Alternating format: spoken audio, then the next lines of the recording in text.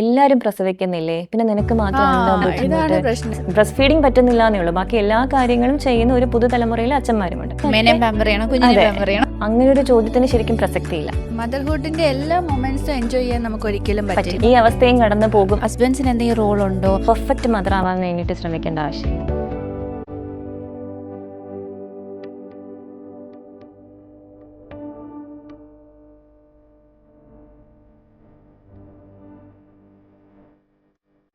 എല്ലാരും പ്രസവിക്കുന്നില്ലേ, പിന്നെ നിനക്ക് മാത്രമാണല്ലോ ഇതാണ് ബുദ്ധിമുട്ട്. പ്രശ്നം. ഇത് ലോകത്തിലെ Generalize ആദ്യത്തെ ചെയ്യുന്നത്. പ്രസവമാണോ? ഇത്തരത്തിലുള്ള ഓരോ വ്യക്തികളും വ്യത്യസ്തരാണ്. ഓരോ വ്യക്തിയുടെയും മാനസിക ശാരീരിക അവസ്ഥകളെല്ലാം വ്യത്യസ്തം. നമ്മൾ എല്ലാവരും വ്യത്യസ്തം. ശരി, ചിലവർക്ക് പ്രഗ്നൻസി ഭയങ്കര അൺഇവൻഫുൾ ആയിരിക്കും, ഒരു കുഴപ്പവും കാണത്തില്ല, പോസ്റ്റ്മോർട്ടം ആയിരിക്കും പ്രശ്നം. ചിലർക്ക് പ്രഗ്നൻസി ഭയങ്കര ഇഷ്യൂസ് ആയിരിക്കും, അത് ഇത് മെഡിക്കലി അതെല്ലാം. പക്ഷെ പോസ്റ്റ്മോർട്ടം ഓക്കെ ആയിരിക്കും, അതുകൊണ്ടൊന്നും പറയാൻ പറ്റില്ല. അതെ, ഈവൻ ഐഡന്റിക്കൽ ട്വിൻസിന്റെ പോലും മാനസികാവസ്ഥ രണ്ടാണ്. അതെ അതെ. അപ്പൊ പിന്നെ ഓരോ വ്യക്തികളുടെയും മാനസിക ശാരീരിക സാമൂഹിക കുടുംബ പശ്ചാത്തലം ഒക്കെ വ്യത്യസ്തമാണ്. അപ്പൊ എല്ലാവരും നമുക്ക് പ്രസവിക്കുന്നത് ഒരേപോലെ എന്ന് വെച്ചാൽ അല്ല, ഞാൻ പ്രസവിച്ചാലല്ല വേറെ ആൾ പ്രസവിക്കുന്നത്. എല്ലാം പാത്വേ സെയിം ആണെങ്കിലും വജൈന വഴിയാണ് പ്രസവിക്കുന്നതെങ്കിലും ആ ഇവന്റ്സ് വ്യത്യാസമാണ്, മെന്റൽ സ്റ്റാറ്റസ് വ്യത്യാസമാണ്. അതുകൊണ്ട് തന്നെ അങ്ങനെ ഒരു ചോദ്യത്തിന് ശരിക്കും പ്രസക്തിയില്ല. ഓരോ വ്യക്തികൾക്കും വരുന്ന ബുദ്ധിമുട്ട് പലത് തന്നെയാണ്.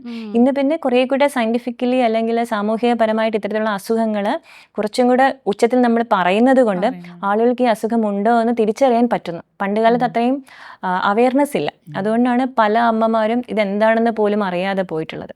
ഇന്ന് അതിനെപ്പറ്റി ഓർത്തെടുക്കുന്നവരുണ്ട്. ചില പ്രായമായവർ വരുമ്പോഴത്തേക്കും പറയാറുണ്ട്, എനിക്ക് പണ്ട് അങ്ങനെ ഉണ്ടായിരുന്നു, പക്ഷെ അന്ന് ഞാനത് അറിയാതെ പോയി, അന്ന് ഒത്തിരി ബുദ്ധിമുട്ടി എന്നൊക്കെ. അപ്പൊ ഇന്ന് സമൂഹം കുറെ കൂടെ പുരോഗമിച്ചിട്ടുണ്ട്.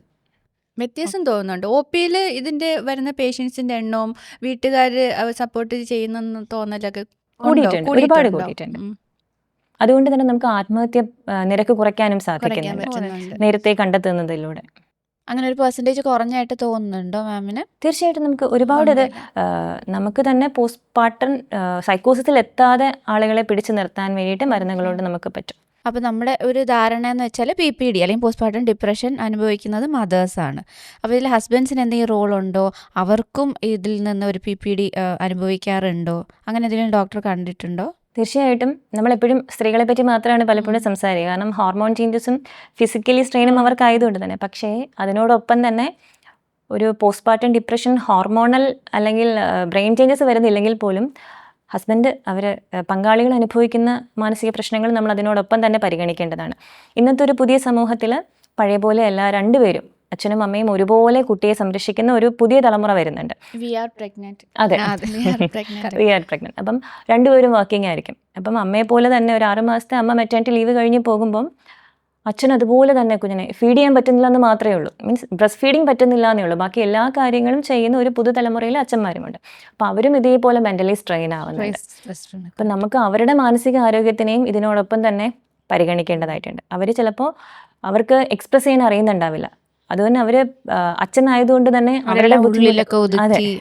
അവരുടെ ബുദ്ധിമുട്ടിട്ട് ഫാമിലി മനസ്സിലാക്കത്തുമില്ല. അപ്പം അവർ ഉറക്കം ഒഴിക്കുന്നുണ്ട്, അവർക്ക് ജോലിയിൽ പ്രഷർ വരുന്നുണ്ട്, അവര് കുഞ്ഞിനെ ആദ്യമായിട്ട് കൈകാര്യം ചെയ്യുന്നതിന്റെ പ്രശ്നങ്ങളുണ്ട്. ആണുങ്ങളായതുകൊണ്ട് രാത്രി ഉറക്കം ഒഴിച്ചാൽ രാവിലെ ക്ഷീണം തോന്നില്ല. അവർക്ക് അത്ര ക്ഷീണം തോന്നില്ല എന്നാണല്ലോ പൊതുവെ പറയുന്നത്. കുറെ ജോലി ചെയ്ത് കഴിഞ്ഞാലും വീട്ടിലുള്ള അവരിങ്ങനെ ജോലി ചെയ്യാൻ നമ്മൾ പറയില്ലേ, എന്തെങ്കിലുമൊക്കെ എടുത്ത് മാറ്റി വെക്കാനോ അതെന്തായാലും ഹെൽപ്പ് ചോദിക്കുമല്ലോ. അതേപോലെ തന്നെ നമുക്ക് കുഞ്ഞ് കരയുമ്പോഴത്തേക്കും അറ്റ്ലീസ്റ്റ് ബ്രസ്റ്റ് ഫീഡ് ചെയ്ത് കുഞ്ഞിന്റെ കരച്ചിൽ പെട്ടെന്ന് നിർത്താൻ സാധിക്കും. പക്ഷെ അച്ഛന്മാർ ഒറ്റയ്ക്ക് ഹാൻഡിൽ ചെയ്യുമ്പോൾ അവർക്ക് അതും പറ്റുന്നുണ്ടാവില്ല. അപ്പൊ അത്രയും നേരം കുഞ്ഞിനെ അവര് പാമ്പർ ചെയ്യാൻ എടുക്കുന്ന സമയം അപ്പൊ ഇത്തരത്തില് അവരുടെ ഒരു സ്ട്രെസ്സും ഇതിനോടൊപ്പം തന്നെ നമ്മൾ മാനേജ് ചെയ്യണം. അവർക്ക് ചില സമയത്ത് മെഡിസിൻ വേണമെങ്കിൽ അവർ മെഡിസിൻ സപ്പോർട്ട് തന്നെ നമ്മൾ അവർക്ക് കൊടുക്കേണ്ടി വരും. അപ്പൊ സത്യത്തിൽ പോസ്റ്റ്മോർട്ടം ഡിപ്രഷൻ എന്നുള്ളത് അച്ഛനും അമ്മയും ഒരുപോലെ കടന്നു പോകുന്ന ഒരു അവസ്ഥ തന്നെയാണ്. ചിലർക്ക് പിടിക്കാനും അറിയില്ലായിരിക്കും. നമ്മൾ കൊണ്ട് കൊടുക്കുമ്പോഴത്തേക്ക് അവർക്ക് ആദ്യമായിട്ടായിരിക്കും ഒരു ബേബിനെ പിടിക്കണം. അവർ യങ്ങറായിരിക്കും ഫാമിലിയിൽ, അവർക്ക് താഴെ ആരും ഇളയതില്ലെങ്കിൽ അവർക്ക് അറിയില്ലായിരിക്കും. അപ്പോൾ നമ്മൾ തന്നെ പഠിപ്പിച്ചു കൊടുക്കണം, കൈ ഇങ്ങനെ വെക്കണം, കൈ അങ്ങനെ വെക്കണം. ഡെലിക്കേറ്റ് ആയതുകൊണ്ട്, ബേബീസ് ഡെലിക്കേറ്റ് ആയതുകൊണ്ട് ഞാൻ ഇനി എന്തെങ്കിലും ചെയ്യുമോ, താഴെ പോവോ, വീഴുവോ, അങ്ങനെയൊക്കെ ഉണ്ട്. ഒക്കെ ആയിക്കോളും, പക്ഷെ എന്നാലും അവർക്ക് ഒരു ഫ്രീഡം, ഒരു കംഫർട്ട് സോൺ നമ്മൾ മേക്ക് ചെയ്യണം ആക്ച്വലി. അതാ കറക്റ്റാ. അപ്പൊ നമുക്ക് നല്ലൊരു കുടുംബത്തിൽ നിന്നൊരു നല്ല ആരോഗ്യമുള്ള കുട്ടിക്കും. ഇപ്പൊ കഴിഞ്ഞ ദിവസം April 23 child and adolescent mental health day ആയിരുന്നു. അപ്പൊ ആ സമയത്ത് നമ്മൾ ഇത്തവണത്തെ ഒരു ലോഗോ തന്നെ അങ്ങനെയാണ്, മാനസികവും ശാരീരികവുമായി ആരോഗ്യമുള്ള ഒരു കുട്ടിയെ വളർത്തിയെടുക്കാൻ വേണ്ടി അല്ലെങ്കിൽ വാർത്തെടുക്കാൻ വേണ്ടി സ്നേഹസമ്പൂർണ്ണമായ ഒരു സമൂഹം ഉണ്ടാക്കിയെടുക്കുക എന്നുള്ളത്. അവിടെ അമ്മ മാത്രമല്ല, അച്ഛൻ്റെ മാനസികാരോഗ്യത്തിനും അതുപോലെ തന്നെ പ്രസക്തി ഉണ്ട് എന്നുള്ളതാണ്. അപ്പോൾ ഒരു ന്യൂ മദറിന് നമുക്ക് കൊടുക്കാൻ പറ്റുന്ന ഒരു നല്ല മെസ്സേജ് എന്താണ്? നമ്മളൊരു പെർഫെക്റ്റ് മദർ ആവാൻ വേണ്ടിയിട്ട് ശ്രമിക്കേണ്ട ആവശ്യമില്ല. നമുക്ക് എന്ത് ചെയ്യാൻ പറ്റുമോ, നമ്മുടെ സാഹചര്യത്തിൽ നിന്ന് നമ്മുടെ ആരോഗ്യപരമായ അവസ്ഥകൾ വെച്ചുകൊണ്ട് നമ്മൾ എന്ത് ചെയ്യുന്നോ അത് പെർഫെക്റ്റാണ്. സമൂഹം പറയുന്ന എല്ലാ അവസ്ഥകളിലും നമുക്ക് ചെയ്യാൻ പറ്റണം എന്നില്ല, അല്ലെങ്കിൽ കുടുംബം പറയുന്ന എല്ലാ കാര്യങ്ങളും നമുക്ക് ചെയ്തു തീർക്കാൻ പറ്റണം എന്നില്ല. ചിലപ്പോൾ വീട്ടിലെ ബാക്കി കാര്യങ്ങൾ നമുക്ക് ചെയ്തു തീർക്കാൻ പറ്റണം എന്നില്ല. ശ്രമിക്കുന്നത് മണ്ടത്തരമാണ്. മദർഹുഡിന്റെ എല്ലാ മൊമെന്റ്സും എൻജോയ് ചെയ്യാൻ നമുക്ക് ഒരിക്കലും പറ്റില്ല.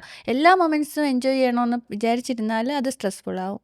ചില പെർഫെക്ഷനിസ്റ്റ് ആൾക്കാരുണ്ട്. അതിലേക്ക് ശ്രമിച്ചുകൊണ്ടിരിക്കുമ്പോൾ നമ്മൾ സ്ട്രെയിൻ ആവുന്നത്. നമ്മളും ഇപ്പോഴും നമ്മളൊരു ഡെലിവറി കഴിയുമ്പോൾ നമ്മളും ജനിക്കണമല്ലോ, ഒരമ്മ അപ്പോഴാണല്ലോ ഉണ്ടാകുന്നത്.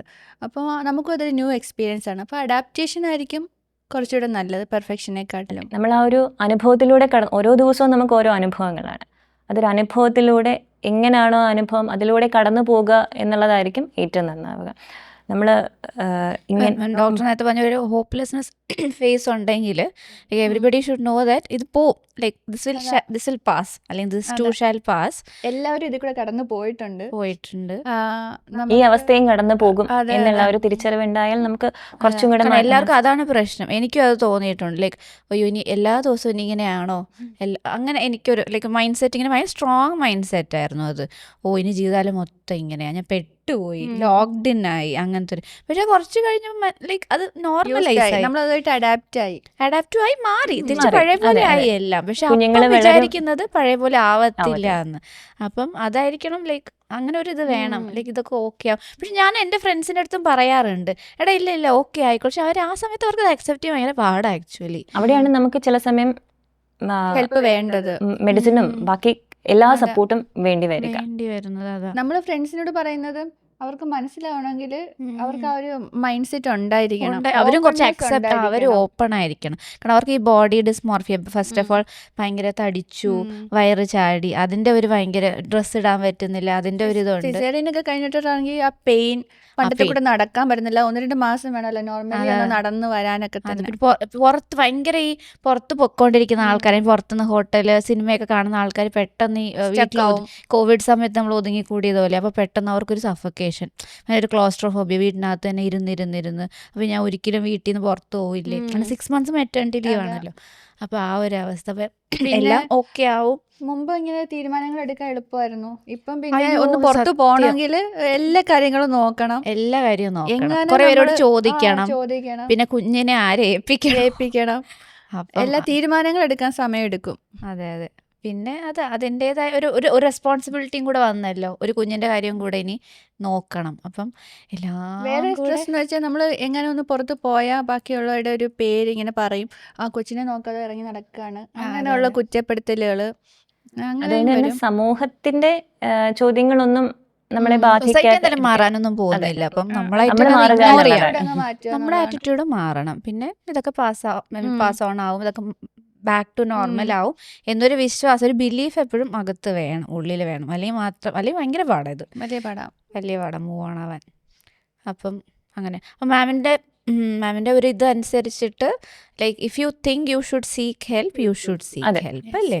നമുക്ക് ഒരിക്കലും ഹെസിറ്റേറ്റ് ചെയ്യാൻ പാടില്ല. നമ്മൾ ആരും പെർഫെക്റ്റ് അല്ല, നമുക്ക് ആർക്കും എല്ലാം ഒന്നും അറിയില്ല. അപ്പൊ എന്താണോ നമുക്ക് വേണ്ടത് അതൊരു സഹായമായിക്കോട്ടെ, അത് ആരുടെ അടുത്താണെങ്കിലും ചോദിക്കാൻ വേണ്ടിയിട്ട് നമുക്ക് ഓപ്പണായിട്ട് ചോദിക്കാനുള്ള ഒരു മാനസികാവസ്ഥയിലേക്ക് സമൂഹം മാറുക എന്നുള്ളതാണ് എന്തൊരു കാര്യങ്ങളും. Okay, thank you so much ma'am. ശരി.